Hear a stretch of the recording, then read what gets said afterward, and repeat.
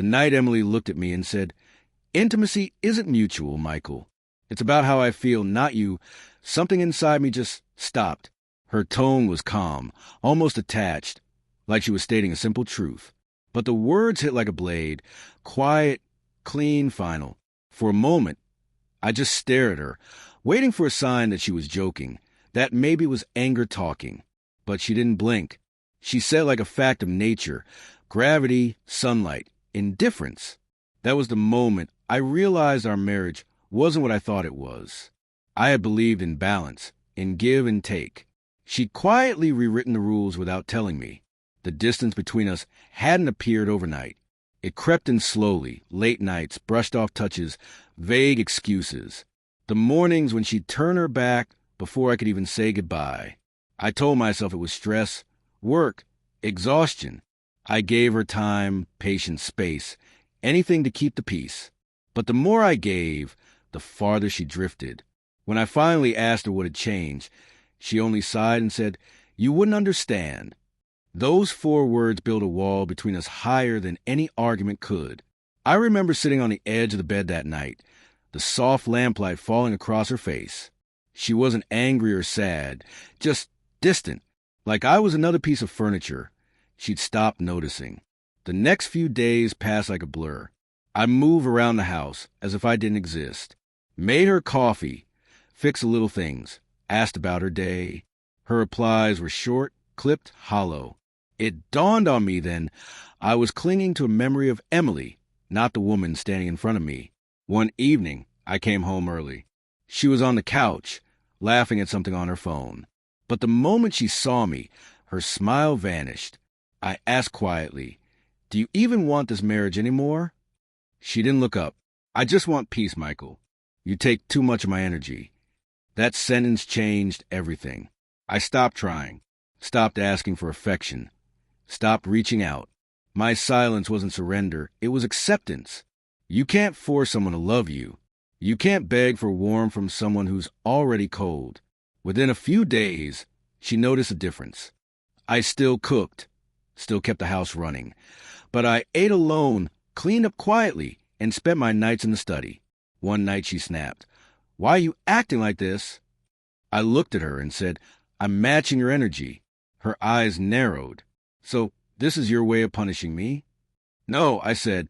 "It's me giving you what you asked for, peace."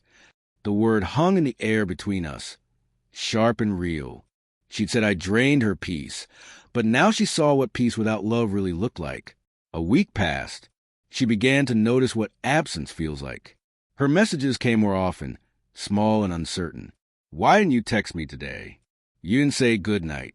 Are you angry?" I wasn't. I was just done trying to be understood by someone who'd already stopped listening. Then came the night everything ended. She stood in the kitchen with a glass of wine, watching me pack a small overnight bag. "Where are you going?" she asked, voice trembling. I zipped the bag and said, "To figure out what intimacy really means, because it doesn't live here anymore." The glass slipped from her hand, shattering across the floor. "So that's it? You're leaving?" "I'm not leaving," I said quietly. "I'm stepping away from a version of myself you turned me into." For once, she didn't argue. No sarcasm, no anger, just silence. Maybe she finally realized that when a man stops shouting, it isn't because he's calm. It's because he's empty.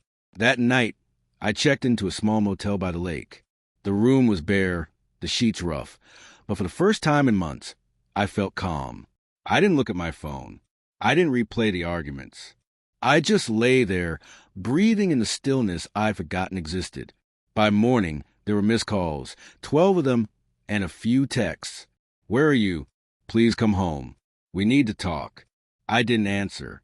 Not out of cruelty, but clarity. Sometimes silence says what words never can. 2 days later, I went home, not to reconcile, but to close the chapter properly. Emily was on the couch, eyes swollen from crying. When I walked in, she looked up and whispered, "You weren't coming back, were you?" "I hadn't decided," I said.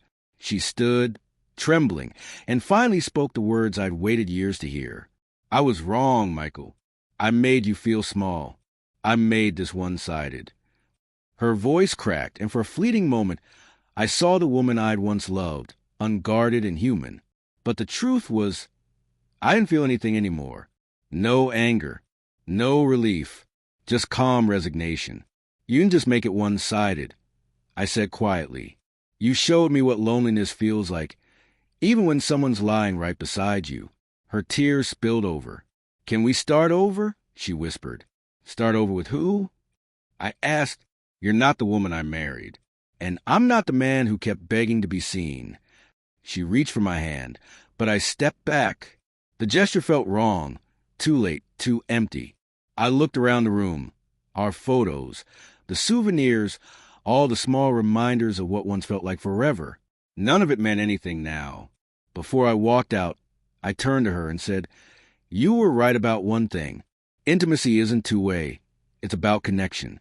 And we lost ours the moment you stopped seeing me as your partner. Her lips parted, but no words came. Her silence was the answer. As I stepped into the cool night air, I realized something simple yet freeing. Sometimes love doesn't end in fire or rage. It ends quietly, when you choose to let go with grace instead of breaking yourself to stay.